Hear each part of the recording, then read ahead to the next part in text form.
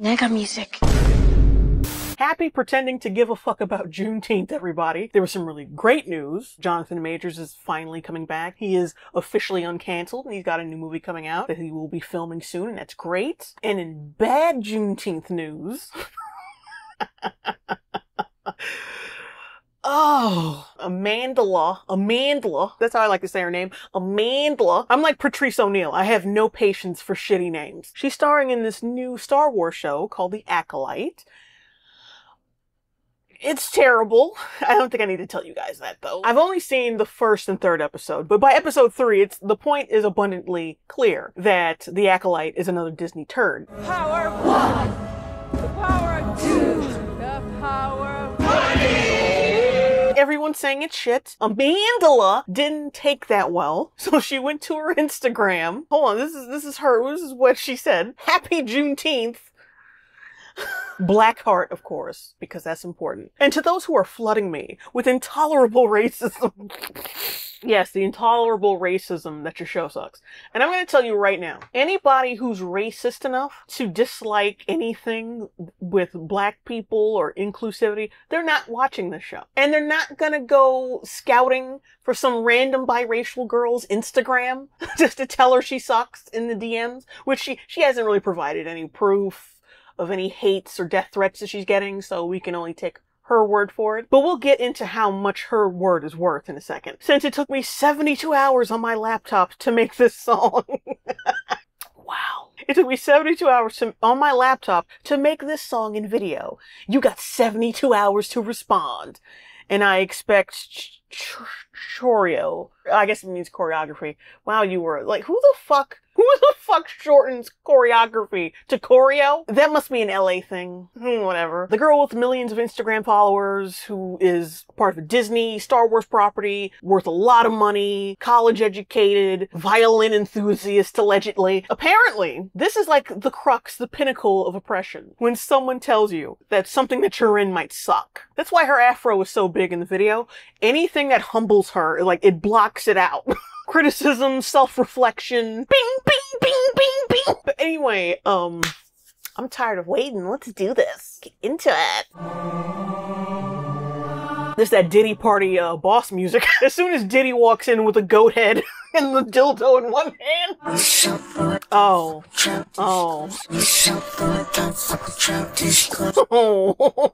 sweetie. We should not know what type of lady chic you use when seeing you dance, okay? Leave it to this generation to do the trashiest thing in the name of dignity. 20 million views in the view from 2018. I was running from city to city, speaking the story, you know the one. Policeman around black boy. I love how she emphasizes, Policeman around black boy. like, Amandla, honey, that was a movie. It was a movie, Amandla. People cried in the theaters, find it releasing. Why people cry, they can see us as human beings. October 5th, 2018, a day that will live in infamy. The day The Hate U Give was released, and white people across the globe developed empathy for black people. The day those Mayo monkeys became human. Thanks to her heroic efforts, our ebony empress, Amandla Stenberg, can look down on us from her throne of afro hair with great pride. I mean, really, is this bitch serious? I said white people cry, what's the goal? If they could take one thing, what would it be? I say empathy. Oh, that's why they're mad at me? Yeah, because you made a blanket implication of white people lacking empathy. You are made of stupid. And also thinking anyone could gain meaning from your race-baiting YA novel roster of films from the 2010s is like, bitch, you have spiders in your brain. Splice lines make hate they recognize, make it look like the same propaganda they spew. Could it be that racism is racism no matter who's targeted, and that you might be the racist in this scenario? Or does this not apply to you because black people can't be racist or whatever claptrap we let go of in 2012? Because, well, first off, You ain't black. secondly, if you had been born looking anything like your father, if you had been a shade lighter and a brain cell smarter, Disney wouldn't even fuck with you. They even passed over a qualified half-black person for a promotion because they didn't look black enough. We wanted to hire somebody in the department a few years ago now who was half black but didn't appear half black. They wanted somebody in meetings who would appear a certain way, and he wasn't gonna bring that to the meeting. And so this is on the This was on the corporate side, the business side. If you're mixed, but if you don't look black at all, which sometimes happens, Yeah. then they're like, oh, I'm not so sure. But if you're mixed and you can tell somebody's part black, but they're not that black, then okay. That was so, it's crazy. But no. Go ahead. Keep shucking and jiving down the goddamn street like a gangly prostitute. You prop. The desperation of oppressors is rising. Sweetie, those oppressors, you're working for them. There's no way we're hiring a white male. You can tell somebody's part black, then okay. If you rely upon misinformation, and that tells me you're afraid of the truth. Huh? You mean the misinformation that only white racist Star Wars fans, which is the dumbest fucking phrase. The Jedi have returned.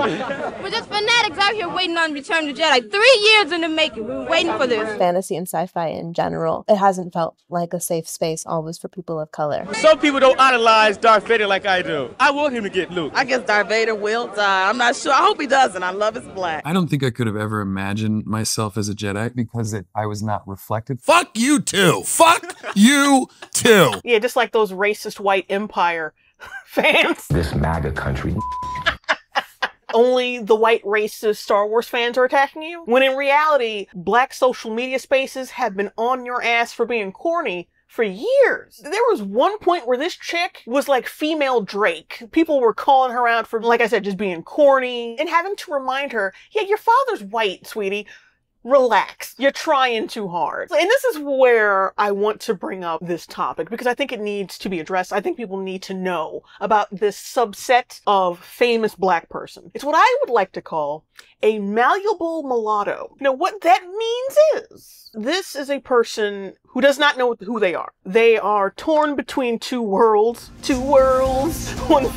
They swing wherever the wind blows or wherever they're going to get the most validation. And usually that's the side they're always swinging to is like, I'm black. And they try really hard to let you know because they're usually the most woke, the most loud, the most racist, the most hateful, the most like, hey, for my fellow blacks. And y'all know exactly who the fuck I'm talking about. I don't even need to put any pictures up. Yeah, you know who I'm talking about, bitch. They love their black parent. They probably pose with their black parent at any chance they get, and you never see them with the white parent. The white parent is usually all but discarded from their life. They only acknowledge the color. And Amandla is definitely one of those people. She'll talk about her father's Danish Inuit background whenever it makes her look more interesting. Like, she'll say she's Danish for like half a second, then go, well, he's an Inuit too. You know. Inuit, you know, that's native, right? That's kind of like brownish. There's always an apology to be made for their white ancestry. And these people are very pathetic and their insecurity shines through with everything they do. There was a time when they were first casting for Shuri. For the first Black Panther film. And Amandla wanted to talk about colorism, so she bullshitted and said that she was the one who was at the top of the heap to play Shuri. And how that's bad because she's light-skinned and she shouldn't be taking roles from dark-skinned actresses. It turns out she's a fucking hypocrite because she took a role in The Hate U Give. The girl representing the lead character on the book was dark-skinned. Amandla ain't dark skinned. But yeah, she took the role anyway because she wanted to be woke. And she wanted this movie on her resume. So, you know. But what's strange about that is the author of the book came to her defense and said, oh, well, no, we casted her before my book even had a cover art. So wait a minute. You're telling me... Number one, you had a movie deal before you had cover art for your own book? Number 2, don't you think it's a little fucking confusing to put a dark-skinned, coarse-haired black girl on the cover of a book about a black girl as the lead character? Meanwhile, you cast Amandla? You didn't think that'd be a little confusing to people? So that's why I'm thinking that maybe the author was full of shit and just wanted to defend her. She was kind of young at the time. I mean, you gotta take her word for her, but I don't believe her.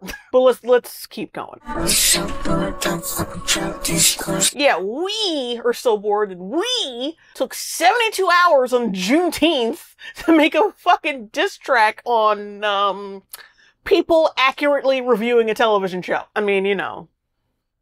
Whatever helps you sleep at night. I don't fuck with this discourse. And let me actively participate in this discourse. When you don't give a fuck, you genuinely don't give a fuck. You ignore something. That is the beautiful art of not giving a fuck. That you just I just can't be willed. Her version of not giving a fuck is taking 3 days to make a terrible song and a terrible video where she's jerking around like a fucking lunatic, talking about how she's oppressed while also being worth millions of dollars and working for Disney. Leslie and Lucasfilm had already developed the show around me before I even had my first meeting. Basically, here's your own Star Wars show on a silver platter. What are you gonna do, babe? Okay. Look at bro on the bottom left. He's looking at this shit like, it's that Amandla bitch again. Damn! People are just so done with her. He's looking, but it's not like in any kind of enjoyment. Like, oh, look, a hot chick dancing. It's like, bitch, what are you... Again? Like, damn, let me bounce before I get shot and she makes a post on the gram about it. They spin and woke, bastardize it and appropriate it. Let's try to call, what was something we created. Speak truth, power, keep an eye out for you sneaky racist. I think the media placed a certain label on me, Amandla explained. It was around the time the word woke started being used a lot. And I think the media jumped to placing this label or image on me of being this young woke activist. Something that has really surprised me a lot about Denmark, how the socialist values leak into how people socialize with each other. Deeply ingrained into culture is the notion that black female bodies at the intersection of oppression are less than human and therefore unattractive. When I introduce myself to people, most of the time I introduce myself as Amandla. Westerners, Europeans, they think, oh, your parents took Amanda and they slipped an L in there. No. Girl, bye. No. Not only were white people becoming rappers, but they were excelling in the world of hip-hop. But at the same time, police brutality against black people came to the forefront in an incredible movement ignited by the murders of Trayvon Martin, Michael Brown, Tamir Rice, Eric Garner, and many others. It's Amandla, as in Amandla Awetu, which means power to the people in Zulu and Xhosa. It was a rallying cry that was utilized during the anti-apartheid movement in South Africa. Oh no, I forced all this shit on you. Sometimes people act like it's a self-titled label that I gave to myself, but it's not. What was something we created. Speak truth to power. I'm only one person and don't want to claim to be any sort of savior or representation of all of black womanhood, which I think the white media has a tendency to oversimplify when it's really a complicated experience. I smell something. Bullshit. Remember when Gambino put it in the zeitgeist? Nope! And now they use it to describe anything they didn't buy. Audience, are you threatened by the woke spider monkey? And I'm not calling her a spider monkey because she's off-white. It's because she dances like a crab-infested spider monkey. Spider monkey. Yeah, yeah, yeah. Speaking of which, journalists, I'm looking at you. Did you forget it's your job to provide the truth? Spreading divisiveness, mining the metrics and data. She's absolutely right. Not enough journalists are honest about how dog shit the Acolyte is. There's a media agenda? Really? The media's against you, yet all of these outlets, especially Rotten Tomatoes, are parroting praise for your show?